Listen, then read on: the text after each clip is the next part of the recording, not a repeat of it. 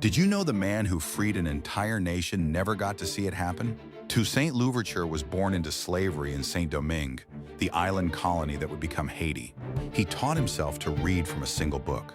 That was enough to change the world. When revolution broke out in 1791, Toussaint became its greatest military mind. He defeated the French, then the British, then the Spanish. One army at a time, across 10 years of brutal fighting. No enslaved people in history had ever done anything like it. Napoleon watched this and panicked. A free black republic could not be allowed to exist. So he sent an army and offered peace talks. Toussaint showed up to negotiate in good faith. He was immediately arrested. They shipped him to a cold stone prison high in the French Alps. He died there in April 1803, alone, still in chains. Haiti declared independence 8 months later. The man who made freedom possible was the only one never allowed to taste it.